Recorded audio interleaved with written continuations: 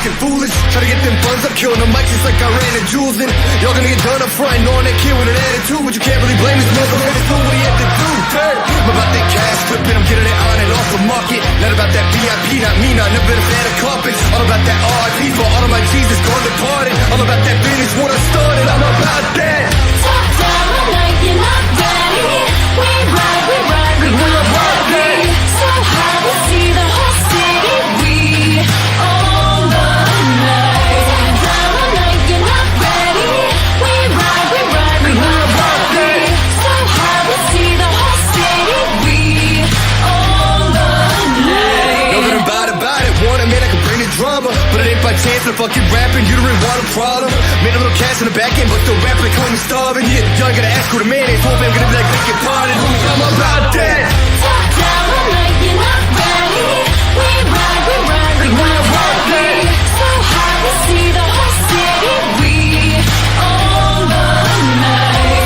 Top down, like you're not ready. We ride, we ride, we ride. So high, we see the whole city. We own the night. And what is up, everybody? Welcome to the Power Hour on this beautiful Friday afternoon. And we are live from the Flying Bee Golf Course in, what is it, Salem? So we're in Salem. We're excited to be here at the Raider Golf Outing, the 31st annual edition of the Raider Golf Outing. Lots of great golfers out here, and a lot of guys that think they are, like us.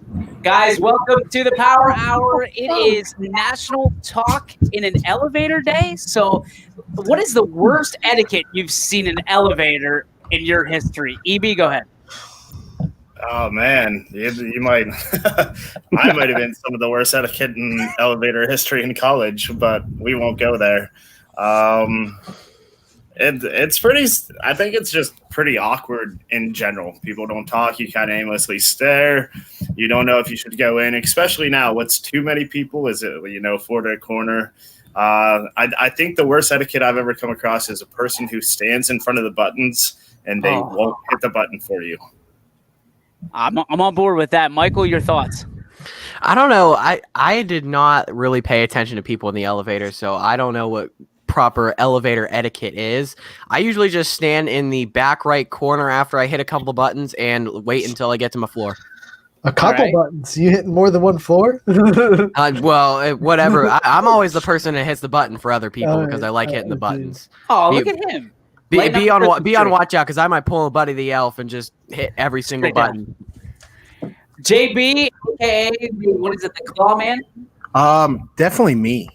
I'm the dude that if I drink too much, get into an elevator with everybody, I'm the dude that talks to every single one of those people saying, "How is their night going? What you guys doing in that?" They're not on the level that I am. We all, after golfing with you for 17 holes, I think we figured out what kind of guy you are. Quinn, go ahead. No, I mean, I guess it's kind of me because like I don't go and talk to people. Like I want to stand there and get out. Like I don't like tight quarters, I guess you could call it. I don't really like being all in there with people. So kind of me, I guess. Anthony? In a chaotic elevator situation, if you're standing there and you see someone that needs an elevator, take the stairs so you're not clogging up elevator space, one, because you can and they can't.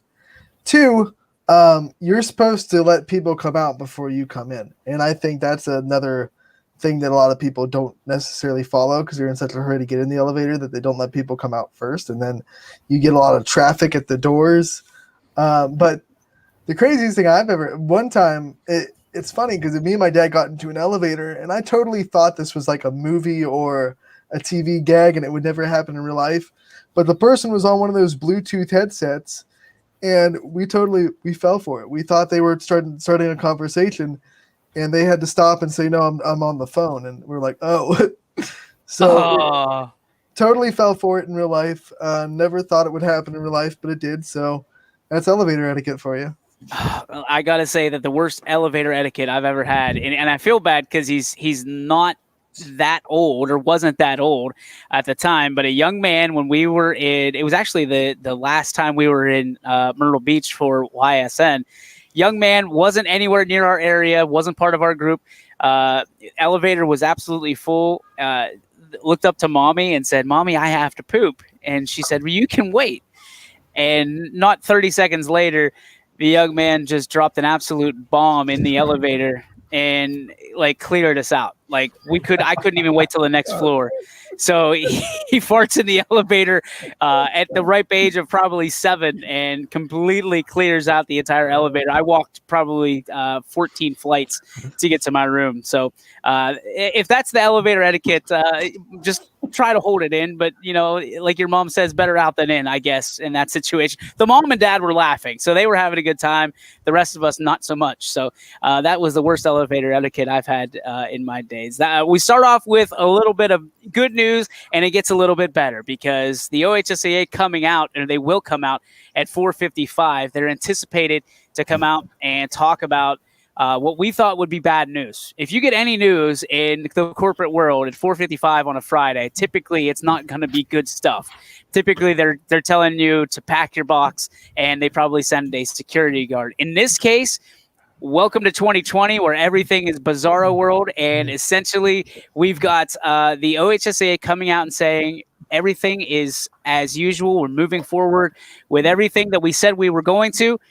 We have the story up on ysnlive.com right now. A straight email from Bob Goldring, the interim executive director of the OHSAA.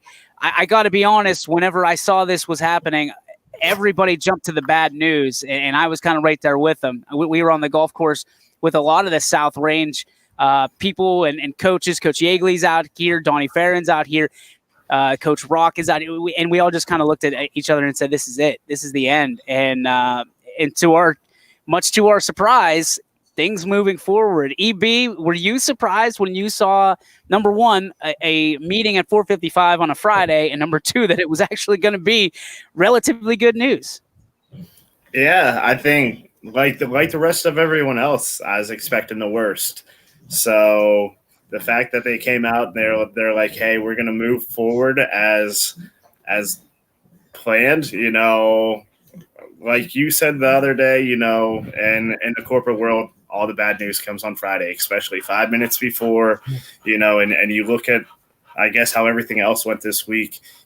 Counties are bumping up, you're closing down bars. So I was just like, all right, they're at least going to give it 2 weeks off and nothing's going to happen.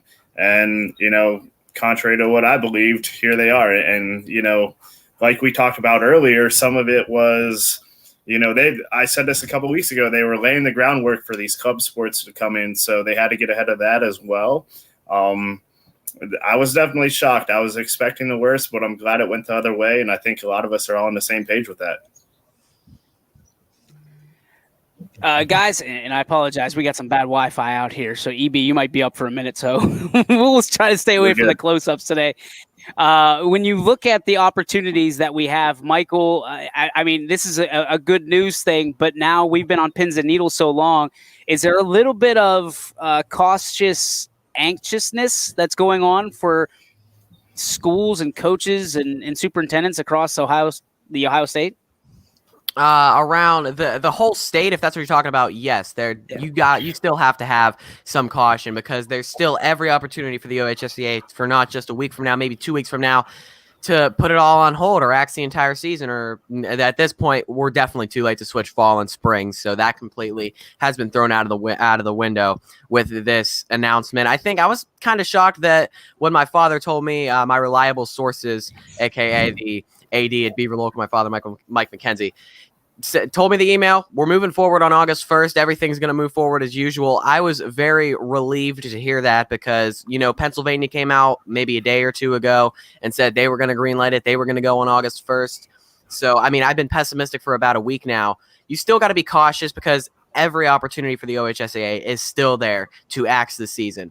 But this is a huge sigh relief for all these schools. We're moving forward with two-a-days starting August 1st. The scrimmages, they're still not going to be able to have those team-on-team scrimmages. But to see we're moving forward on August 1st, I think that's huge news. That's great for the Ohio Valley. let's head to the Brash Brothers box. You guys were with me as I was trying to work through this story. Your thoughts on this? Good news, bad news, indifferent? Well, it's also obviously it's good news because of the fact that they get to go ahead and do with the sports. But the bad news is DeWine can easily come out today or come out on Monday and cancel all of it, right? That's how it is. So hopefully it continues to go on how it is, and good news. Quinn? Yeah, I mean it's great news to know that they're at least moving forward and trying to move forward with it all. I think the worst part of that news was when you got the news, Coach Yeagley was in the middle of his backswing. So I think that might have been the worst part of that whole news today, at least on our end. Well, the worst part is we didn't even get to finish our round. I felt we bad. were Like, that guy that rolling. pulls the rug right from underneath you, and Jeff was hitting the ball pretty long.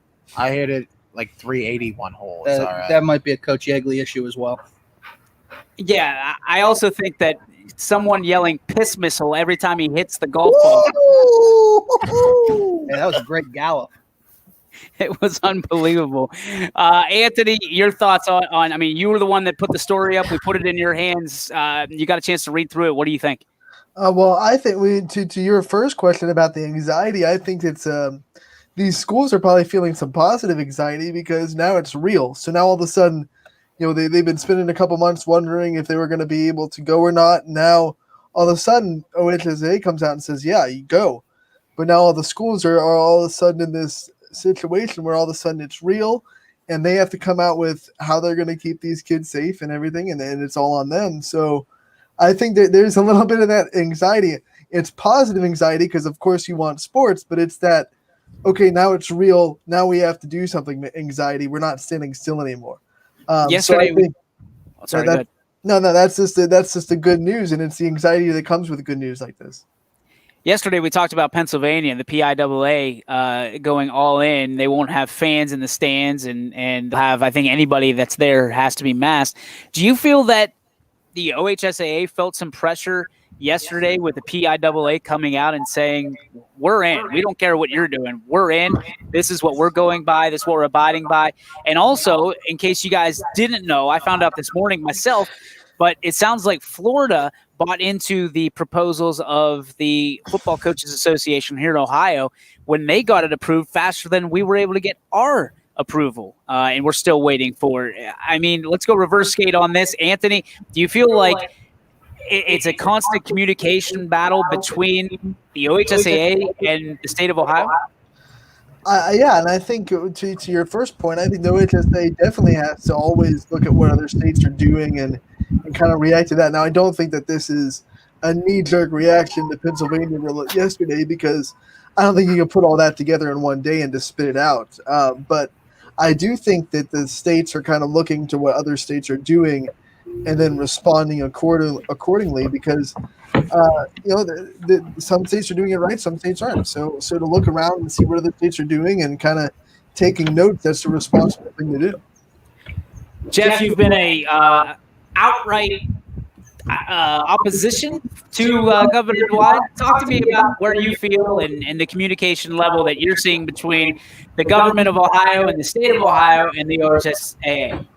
I think it's definitely the Ohio Association definitely is going to try to push the limit on having sports and everything like that.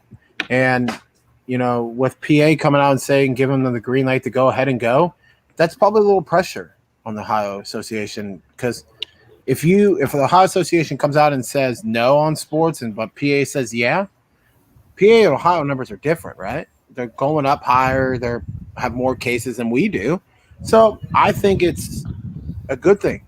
We're going to have what we think is going to be a little bit of a football season.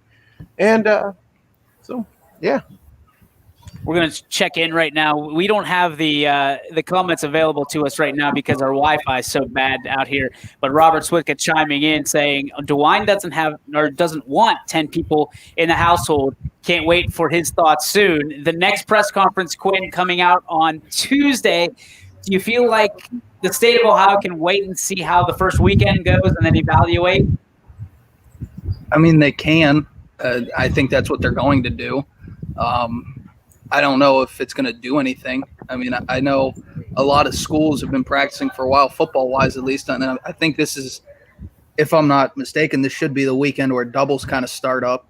At least for a lot of schools, doubles should be starting. Right? I believe it should be Saturday. Yeah, it's a double start.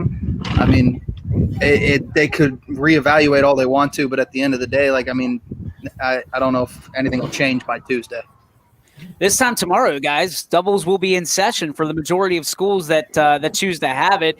When you look at it, Michael, I mean, you're very close to the source at Beaver Local. Is this a situation where your dad's elated from what came down, and what's his feelings? Is he a little anxious? Is he a little nervous about the other shoe possibly being able to drop here in the short term? Now, all he's really told me, he's just told me what was contained in the email. He's actually got a pretty good poker face. I am 16 years old, and I still cannot read any of his emotions. So I don't know what he's feeling emotionally, but I have to imagine he's got to still be a little anxious. 2-a-days are starting Saturday. I think Beaver Local is putting something together where it's not going to be a practice in the morning and a practice in the evening. They're going to try to cram one long practice with maybe a 30-minute break in between, and put that all together so that it's not prolonged exposure for like nearly a whole day, and then just put it in one long practice. But 2-a-days are starting on Saturday. I think you got to let the first week go and see what happens. If things are going well, everybody's following the protocols, no real positive tests are coming up, no numbers are spiking because of 2-a-days, I think we should be golden for a football season. But if this causes some sort of spike in numbers and it starts raising some concerns, then we could be waiting for the other shoe to drop. It all depends on how these first 3 days of doubles or 2-a-days, whatever you want to call them, it all depends on how these first few days go. Governor DeWine has come out and said that the numbers have been continuing to rise. Columbiana County now in the orange. How do you feel that, or I guess how solidly do you feel that football, fall sports are going to happen if the numbers continue to be on the up and up? It's a weird question because your numbers are up, but your testing's up. If you look at the testing, if you test positive Monday and then you test again on a Wednesday and you're still positive, that still counts. So you're kind of getting a double dip. I think you got to be a little more focused on the hospitalizations, the deaths, and the ICUs, which those have been pretty steady from, I think, since May, which that part, that makes me feel better than anything.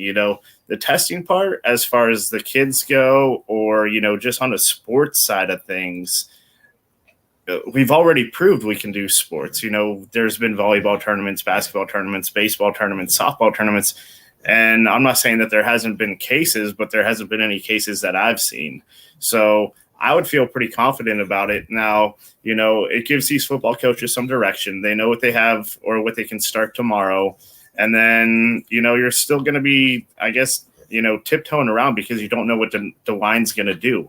He could very easily come out next Wednesday and say, well, with our cases, we're going to put a hold on this for a week or two just because he doesn't like it. Now, with the testing, the testing to me is a double-edged sword because you don't have a definite control because per HIPAA laws and everything else, you can't be like, okay, you tested first and now, you tested positive Monday, we're going to keep you or keep all your information. So, the testing to me is kind of a little bit irrelevant for what's going on, especially in high school sports.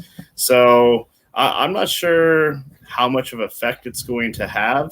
Hopefully it doesn't have any because, hey, you gave us this much. We've waited around. Let's keep moving forward, even if it's inch by inch.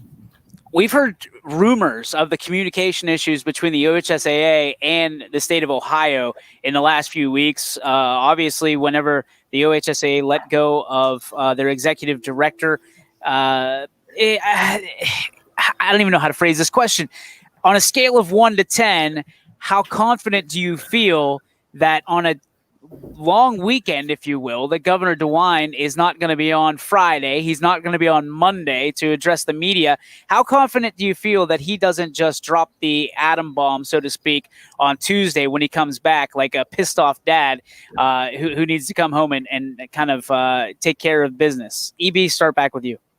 I'm pretty confident he won't, because naturally through his meetings, his sports or anything reflecting the high school has generally been on a Thursday. It's either been on a Wednesday or a Thursday.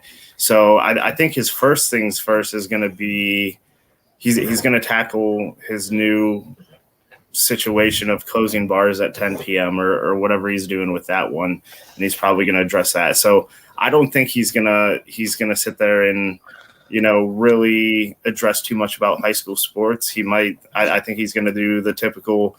We're in discussions with OHSAA and a lot of these football coaching associations, and then come Wednesday or Thursday, he'll probably make a better assessment, or he'll let Husted do a better assessment as far as that goes. So I'm going to go 10 out of 10. He really doesn't talk much about it on Tuesday. Wow, that is all in. Chips on the table. Michael, your thoughts? I'm with EB. Very confident that the shoe doesn't drop on Tuesday. Not to say it won't drop this week, but yeah, the shoes are not dropping in the first half of the week when you talk in terms of high schools, with, of course, the exception of that one Monday.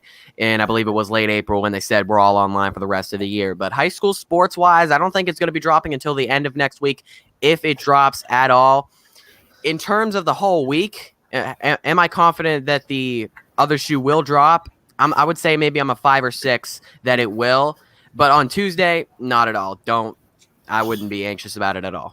Look at McNuggies hedging his bets a little bit on both sides of the table. Let's go to you, Puff Daddy. I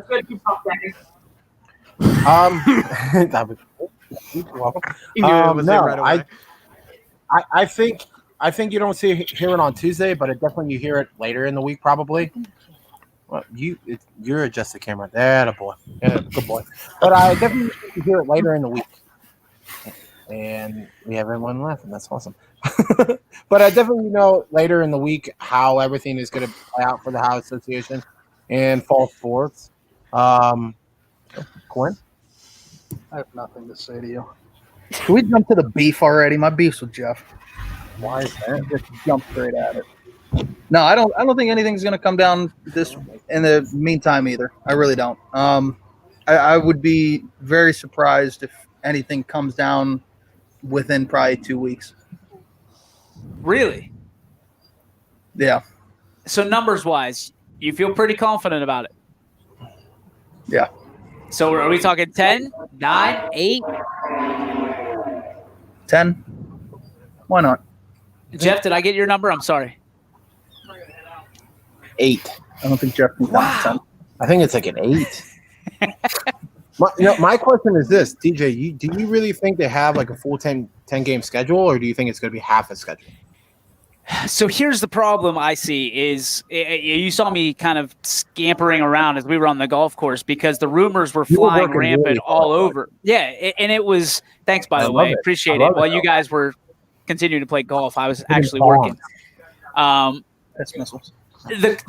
Piss missiles, as it was heard all over Salem, Ohio. But the rumors were they were going to cut 2 to 3 weeks off the season just for football, which didn't make a whole lot of sense to me because why are you taking out on one sport when other sports are not low contact, anything but volleyball, anything but tennis and golf, you take it out on football over all of them. And I get it. Football is the main revenue generator, but when you just single out football, it's not a good look. So we try to do it on our end.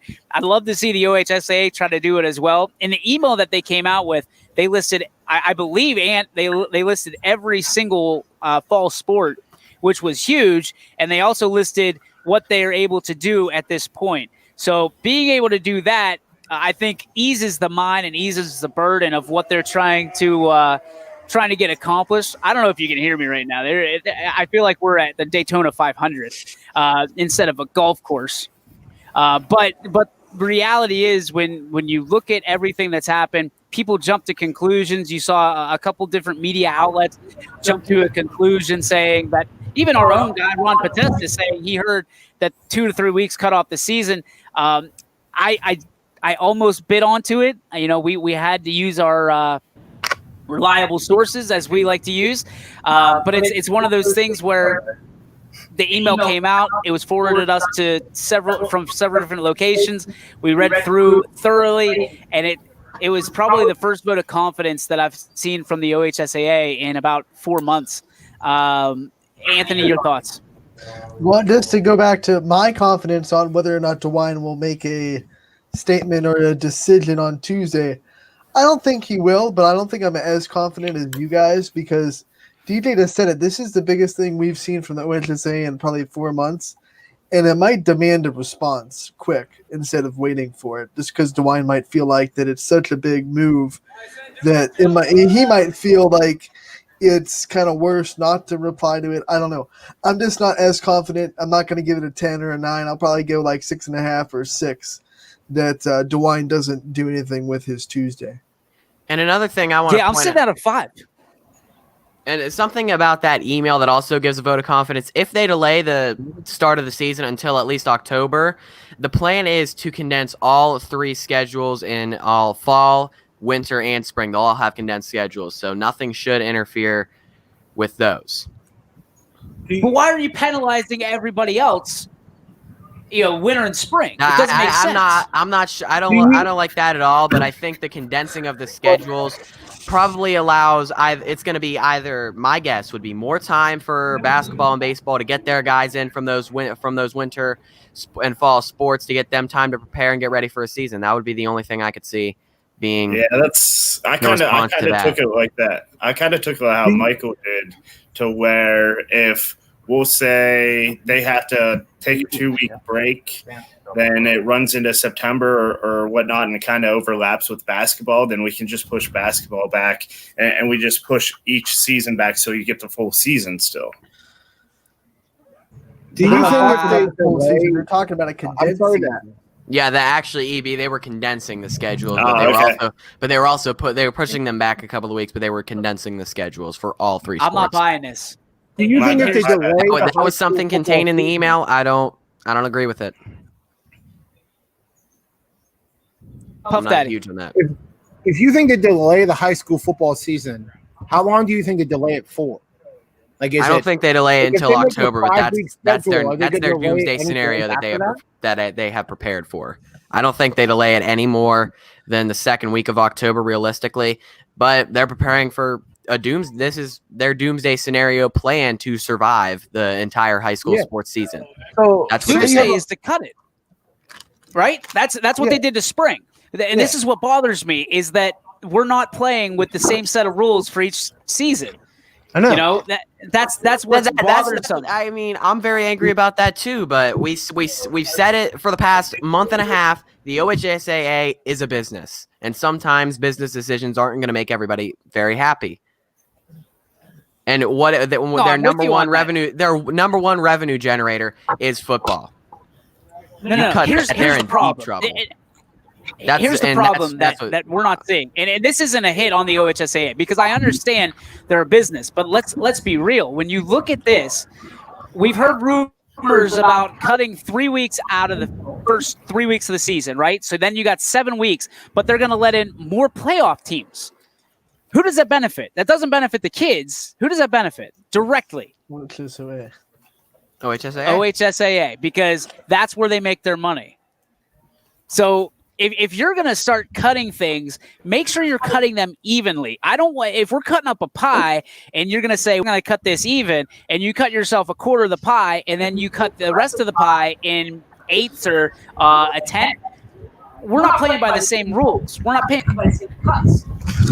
Do you really think that if they cancel school, do you really think they have football after that? No. Like they did with baseball by just canceling it in general? I don't think so, because Anthony, go ahead. No, I was just going to say, if school gets canceled, that's probably the death bell to sports, I would imagine. Yeah. I mean, all those kids that have to get those bus rides, have to catch those rides over to the fields and stuff like that, they're going to be screwed if they don't have a ride to get over. They're missing practices all week. I think if you have no school, that's probably the end of it. No school at all, or no school just in person?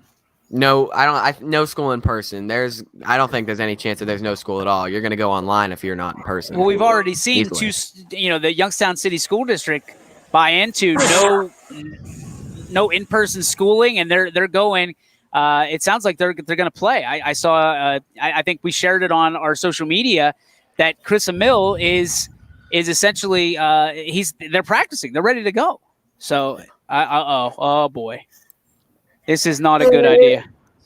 Yeah, we'll see if they can find a way to get all these kids to practices and stuff like that to make sure everybody's not missing out on a Wednesday where you're hitting, you're going through everything. And let's say you're missing your wide receiver number 2 because they can't catch the ride to practice on the Wednesday. You're throwing in a scout team guy in there. I can see that being a problem arising with kids making it to practice. But if you can find a way to get them all to practice every day, absolutely, let's go ahead. School in person or no school in person? We're going to take a quick talk of Bill. We didn't intend to have right here on the board. From flying golf course at the Raider Golf.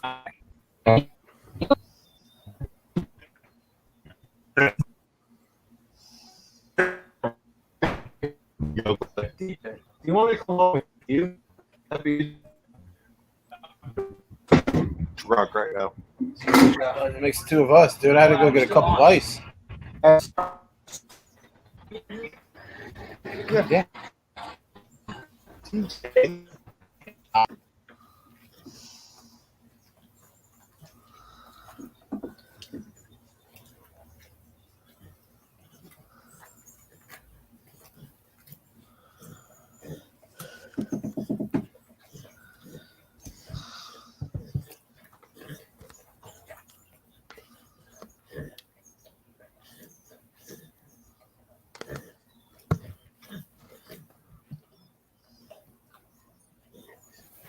Is it just the 3 of us now? So, are we on commercial or are we just rolling with it? I don't know. No, I think DJ must have forgotten to play a commercial. So, All right. So next subject. What's our next subject?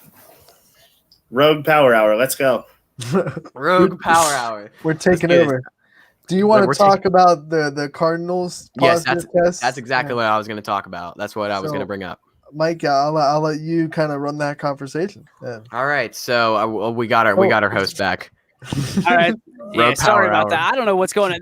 Rogue Power Hour has ended.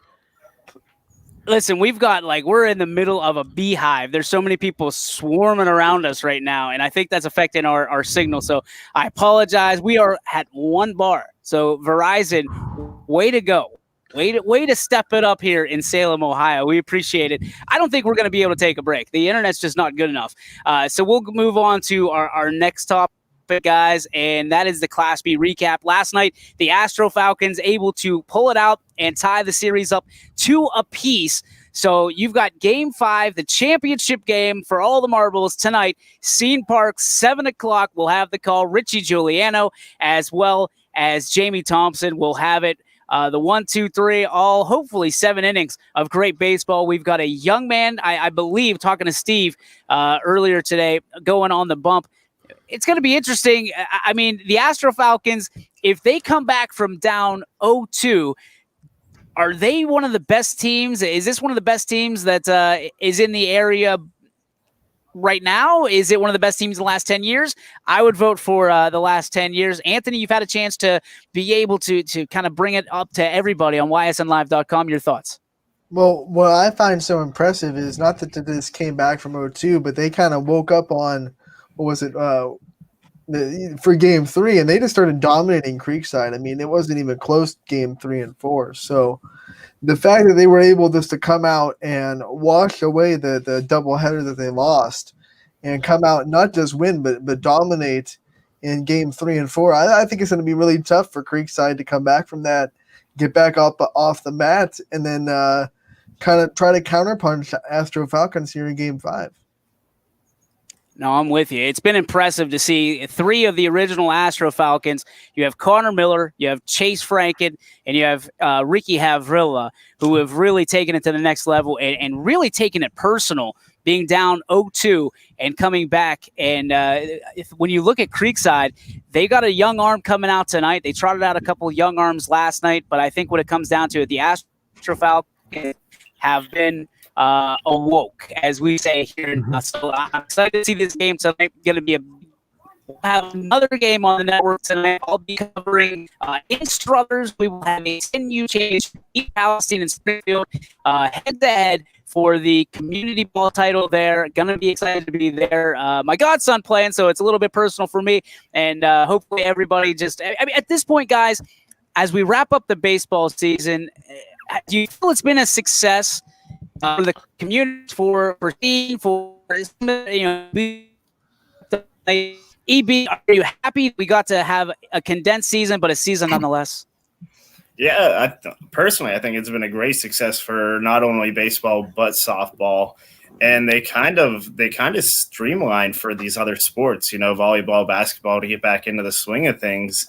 I think they proved, what went on this summer and how they've done it, and they've done it successfully, that we might have jumped the gun a little bit in the spring and cut the spring sports out, especially for what you think the spring sports were as far as baseball, softball, and track, to where you could have enacted your social distancing and everything else that they're mandating right now. So for as weird of a year that it's been, I think anything that you do and that you can finish this summer is always a success. Michael, your thoughts? I think it's a great success. There's no huge astronomical uptick in numbers. Everybody was able to social distance, keep themselves safe, and we're crowning champions. We're finishing leagues, and it looks like we're probably back on the road Power Hour, but we're finishing these leagues. We're crowning champions. Everybody's able to get back to some sense of normalcy, being able to see these kids in the Valley play. So huge success. Everybody's finishing their leagues. We're crowning champions. Perfect. Yeah, and how about this? We've done it all without any incidents, as you said, Michael. There have been, especially in Class B, no one's had any illnesses. There have been no cases of COVID-19. Not only have we had a successful season on the field, but we've also had a season without incident off the field with all the stuff going on in the world, the baseball and softball. I don't think there have been really any cases in any of these travel tournaments bringing out in softball either for COVID-19. So I think it's been absolutely You talk about incidents happening in Major League Baseball when you have the St. Louis Cardinals now testing positive for COVID. Guys, your thoughts on this? Again, I feel like we're beating a dead horse here. How much longer can Major League Baseball wait before they're pulling the plug on this? Anthony, let's start with you. Well, this surprised me because 2 players tested positive, and I thought that was just the norm. If someone tests positive, you bring up a player from the pool play and you play on. I think what they're scared of is they got it while they were traveling, and I think that's what is making the Cardinals kind of take a pause button real quick. But yeah, it kind of surprised me to see another game get postponed. You can't keep doing this. You can't keep losing games, even if you do have 7-inning doubleheaders to kind of fill the gap. Eventually, it's going to get too much to kind of come back from. But right now, I'm just trying to stay optimistic. So, let's go. Let's play baseball.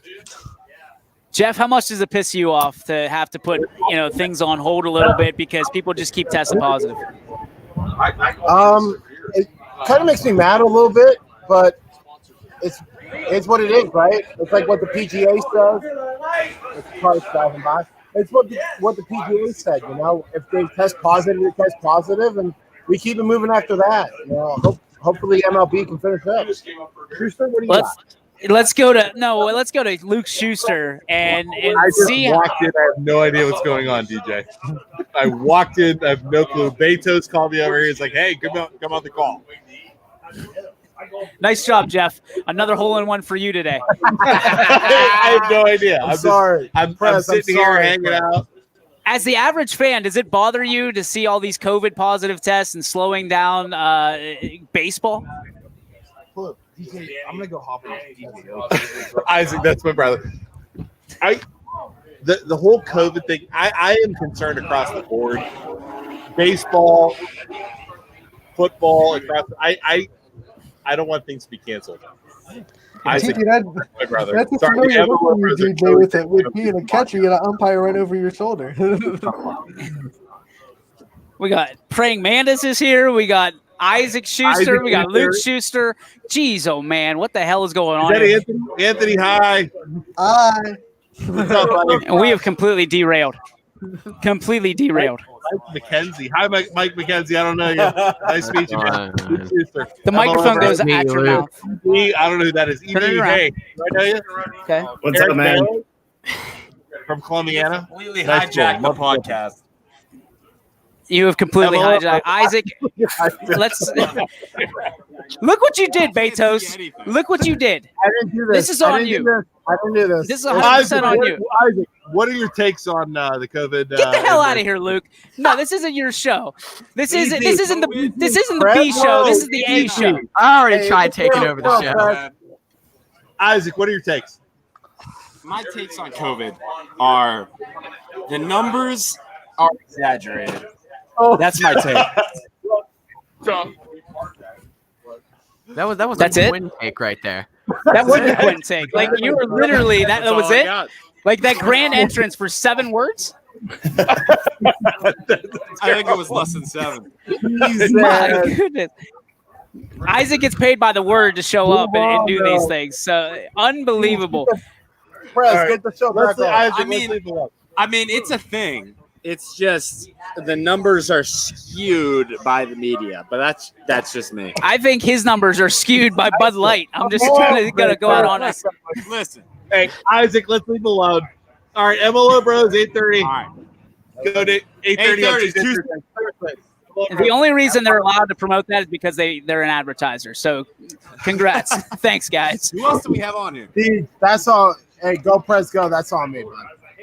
Yeah, I know it's on you, Betos. The whole world knows it's on you. Thanks for acknowledging it. We appreciate it. Honestly, Isaac, since you're here, let's get our money's worth.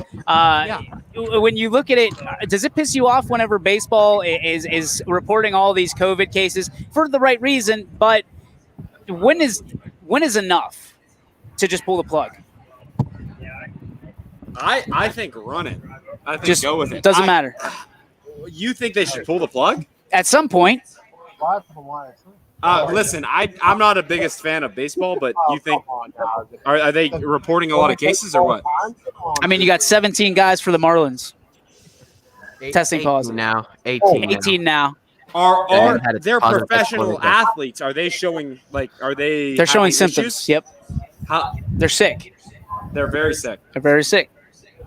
They're not dying. I haven't heard anybody die yet, but they're sick. Because they're A couple of them professional went out, athletes. showed symptoms. Everybody else tested, like half the team tested positive, even more than that. Yeah, and now you've got the St. Louis Cardinals testing 2 positive tests today. I believe so. I mean, how much is too much? And one of their tests was a member of their traveling party. It wasn't even a plan. If they're out, You two are idiots. what? I'm looking at them over there, not you. If they're out, Yeah, EB's an idiot. EB's like, what? is it like the entire team, or are they able to operate? I am an idiot. They're able to operate. Sorry, EB, the camera's not helping us out Yeah, at all. We're And this, like right next to each other. and this It's really internet is hot garbage. weird. Yeah, there's a huge delay. So let's just move on Internet to is still the. better than Cleveland the next- Browns. But I think they should still operate. I think still keep going because I guarantee those guys are going to be just fine. I think they should push through. That's a personal guarantee. MLO Bros guarantee, Stanford. MLO Bros guarantee they're going to be just fine. I can appreciate that. Yeah. I can appreciate that. Absolutely. You want to stick around for a little bit? Mhm. All right. Let's get to the. I didn't have a chance to watch last night. EB, your first impression of the new NBA. I like it. I mean, for what it is, the virtual fans are kind of cool. I mean, and the NBA, what I like about it compared to the MLB is that it moves so quick you don't notice the background. So it's literally still just basketball. You can hear the players a little bit more, so you get a little more inside take of what's going on. Outside of, I enjoy it. It gives them more of a summer league feel, but as far as the content and the product that they're putting out, for what it's been so far this year, which is kind of cliche now, but so far I love it. The games were intense. They kind of had a playoff atmosphere to it, for what you can have an atmosphere for. The players came in ready to play. They weren't sluggish. They weren't jogging around. I thought so far for day one, the games that I saw, they were great. Michael, did you catch any NBA last night? Hell yeah, I caught the NBA. Pirates had an off day. What else am Oh, I gonna jeez. watch? What else am I gonna watch? Not Come on. Class B. Yeah. No, it was you're absolutely right on that, DJ. But that couple of great games last night. NBA put together a flawless product on the court. I don't think anything's really going to change other than, you're hearing the players a little more, and you got the referees mic'd up during their decisions when they go to the replay. But all in all, perfect presentation, great games. Both games decided by 2 points. I love it. Can't wait for the Mavericks game later tonight. Q, we're talking about got the Luka jersey basketball. on. What was your take on it? What are you doing? Yeah, My bad. absolutely. Stop I watched touching the I was greatest thinking player through to the ever play comments. basketball. No, it was different seeing it without fans and stuff like that. But it was pretty cool at the same time to see how the bubble actually works more on like an actual scale instead of just like glorified scrimmages. I enjoyed it. It reminded me a lot of like an AAU tournament on a national scale to an extent, where it's kind of just really kind of just close quarters and playing basketball. But nevertheless, got to watch the greatest player ever play last night, and got to watch him lock up Kawhi Leonard and Paul George at the end of the game. He did put on those clamps in those final 10 seconds. That was Did Michael Jordan sign with somebody? But yeah, I was No, gonna say I didn't see Michael Jordan on the court last night. I mean, I saw the King, but I did not see the GOAT. Oh boy. Michael, you're too young to even talk about this. Don't even get involved. Oh boy. I think I still okay. Jeff Bezos, I reluctantly give you the floor. Well, it was awesome seeing the NBA back last night because I was out eating dinner at a bar, and seeing sports back on TV was pretty awesome. Like me sitting there watching it. It started out a little slow to my taking, but it picked up late in the game. Like I said, LeBron clamped down Kawhi, and then LeBron hit the game winner. So it was awesome seeing basketball back and everything like that. Were you out past 10? Anthony, Yeah. don't answer that question. Cut a wine. No, it's not illegal yet. Lock him up. You're allowed to be last night. It's cool, man. Yeah, just don't be out tonight, right? Right. Yeah, probably. Okay, you're good. Michael, don't be a narc. Anthony, No. we're on to you. Snitches get stitches. All right, Mike. Oh, man. No, echoing everything that these guys have said, but just ESPN put on a great production. I give them props because it's probably not as the norm over there. So to put on the great production they did, props to all the professionals over there that kind of did what they did, especially all the guys behind the scenes. I'm sure it was a lot different for them, and props to ESPN. Isaac, do you watch any? I watched a little bit, and here's my thing. Right now, it's fine. But if they keep going the way they're going, no audience is going to be – it's going to affect it because there are going to be some big shots made or missed based on the audience. You make a big shot, and the audience boosts you up. Yeah. And it can change the game. I'm with you. I guess at this point, did you guys see the 20-plus cameras? Did you see the difference in the I didn't see it, obviously. Did you see the change in the broadcast? I love it. That camera that gives you a more lower an angle actually at the court level was awesome. It was the best angle ever.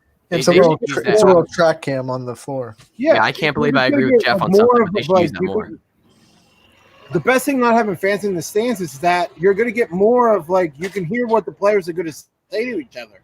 So you're going to hear more trash talking. You're going to hear more smack talking. That's awesome. Yeah, I agree. I'm on board with Isaac, though. When you look at it after a big shot or after a big block or you look at this, the crowd has an influence on every single outcome of the game. Do you feel like if it keeps going the way that it goes, that, as we move towards the NBA Finals, that this is going to could be a bad thing? See ya, Jody. No, I feel like these are. I mean, if we were talking like college sports or maybe even high school, you might have a bigger point. But they're professionals. If they can't get themselves amped up after hitting a big shot, if they let something like that affect their play as professional athletes, then that's their own fault. I mean, these are NBA players. They should be able to go out, hit a big shot, and then get themselves in that rhythm without having to have a crowd amp them up. I think that's just an excuse. Yeah. I get that, but playing devil's advocate, I played in high school, and you hit a big shot. Yeah. You have a packed stadium. It's an important game. You hit a big shot, and the crowd just fires you up. So you hit a big shot, crowd fires you up, and you're ready to go back. As a high school kid, you've never. That's huge. As a high school kid, you never felt that before. So of course it's going to amp you up. But these NBA players, they've played in front of That's crowd true. thousands of times. They should be been there, done that by now. See, I still think there's a little bit of goosebump effect whenever you hit a big shot. I've never heard somebody say at a buzzer beater that it doesn't absolutely just electrify them for the next 24 hours. Absolutely. EB, I mean, are we wrong? No, you're not wrong. I mean, I think the question is. I think the question is, should it affect the game at a professional level? And I think that's what I'd ask for you, EB. Do you think the crowd will affect? Yeah, I'm taking over. We gotta lose the hosting abilities one of here. them on here to ask him that. This is ridiculous. That's an We'll important talk question. about this. We'll talk about this. Hartwig, we're not going rogue here. So the answer. Yeah, good thing. this is not HSN. This is YSN. So When I to did answer your ask question, Go ahead. I mean, so I think naturally as an athlete, No, you don't pay attention to the crowd. So it's not the shot or the crowd noise that affects a shot, but you're right. The electricity afterwards, the moment you do get the goosebumps. When Kyrie hit the shot against Golden State, without fans, it wouldn't have been nearly as good to watch everyone just drop. So freak out. Yeah. I think when you get to the championship or the playoffs, it'll have some of an effect for probably more for the fans, maybe not so much more for the players. So, yeah, I mean, it's going to affect it a little bit, but I don't think it's going to be a drastic change. And I think that was the question. I mean, will it affect the players more than the fans? I think absolutely. If Kyrie hits that shot without fans, it definitely affects the viewing experience, but I don't think it affects Kyrie Irving. As far as what he'd do if let's say there was a minute left in that game, do you think Kyrie Irving would have went on and not played good defense if he didn't have the exhilaration of the crowd going wild after he hit that shot? Yeah, those guys. Let me ask you this question. Let me ask this question. Same. I'm right here. Here's my question. You talk about the shot. Let's talk about the block. So if LeBron James goes down and puts the block against the glass and doesn't take all the air out of that building, do you think the momentum goes back to Cleveland, or do you think Golden State can then take that momentum because there's nobody there? They're basically practicing. Golden State. I think favorite Golden State because they're at home, so they're more comfortable at home. So that block took the air out of the building with the fans in it. Without any fans, that block means nothing to Golden State. It is what it is, and they're going to next round. Go to the next possession and have it is. Jeff, go open up a White Claw. Like put him on mute or something. Because No, he's opened up way too many White Claws. That is why he is saying these things. So you're saying if LeBron has that block, it means nothing if there's no fans. It to means Golden less State. because the fans' energy means more than the crowd. LeBron had LeBron's back when that happened. because the fans got taken out of the fans got taken out of it. No fans, that block still means something, but do you really think it means? By the way, I know where he was going with that, and yeah, the answer is yes. It still means a lot. Yeah, the momentum in that game switched completely off that block because if you break that all down, it actually happened earlier in the game in like the first quarter where Iguodala actually went up and he did a reverse and he made it. If he would have went up and done a reverse and made it, it now extends the lead to where it's a 4-point lead or a 5-point lead Golden State. So it was a complete momentum shift as soon as that block happened, it wasn't just the fans. Yes, we focus on the fan and the crowd noise because that's what's present to us. But you just saw the energy from Golden State just get completely sucked out. All right, we're gonna do this real quick because hold on. We got to get to stop it, Dominguez, you unprofessional son of a gun. All right, here's what we're gonna do because we have to get to a hard stop at 3:59 because we have full court press. We are going to already get to our G. Burbick Farms. What's your beef? We're gonna start. This is how it works. You get to pick any beef you want with anything you want, and you get to go that route. Isaac Schuster of the MLO Bros, you have the floor. What's my beef? What's your beef? Brought to you by G. Burbick Farms. All right. I'm in a golf outing right now. I have a semi-pro, Brandon Pluchinski. Yep. Sort of kind of on my team right now for and you scramble. lost. He basically hit every shot. Okay. Is that fair to have him on my team right now? Yes. Yes. Are you losing? No, we didn't win. Okay, so there it is. That's your beef. Is you have a semi-pro on. You're good. Sorry. You're good. We're on the internet. We're allowed to say shit. True. All right, EB, bring us back on course here. So my beef is bars closing at 10 p.m. It's completely stupid. Ooh, that's a good one. We don't respond to everyone. Yeah. I agree. I don't understand it. Also, beef number 2, if you're a business, you want to pop up Power Hour, let us know. Free advertising for you. Please have internet. Please have good internet. Please have internet. If not, I guess we'll have to do the phone hotspot thing. But free advertising for you. Obviously, it's a great time, and we'll bring the party to you. So there's my beef. Michael. I'm going to go with 2 as well. 1, I went to Coach's last night, and it was before 10 o'clock, the start of the New Orleans-Utah game, and I ordered a 20-piece boneless wing, and they only brought me out 10, so I had to ask for the other 10 to come out. I know that's picky, but beef number 2 is the fact that Jeff actually thinks the block means less if there's no fans. Mike, it's probably not the best thing to call out potential sponsors on our show. I totally think the block needs more with more fans. I'm right there. Isaac, calm down. Calm down. Listen, calm down. I agree with Jeff. Thanks, Steve. DJ put it off his own show. Somebody help me out. I'm not the only one who has ruined a future sponsorship, correct? I'll keep the train rolling with beef here. My beef's with Paul Munson. He's in the line for food right now, and I'm afraid he's going to eat it all. Yeah, snack time Munson over there. All I have to say is Quinn, you're a high school athlete. You hit a big three. Does that fire you up to play better? We're done with this. We're done. I'm not done with it. No, we're not done with it. Then you can invite Quinn on MLO You Bros. play in high school. You hit a big 3 for the game. Does that fire you up to play better? This high school. You're out. It's not high school. It's pro. But I'm just saying. You can invite Quinn on the MLO Bros Tuesdays and Thursdays. Quinn, you're coming on the MLO and you can talk about this all you want. Right now, with the shitty internet and trying to get to our next show, we've got to keep things on pace. Jeff, you have a beef. Go ahead. My beef is this.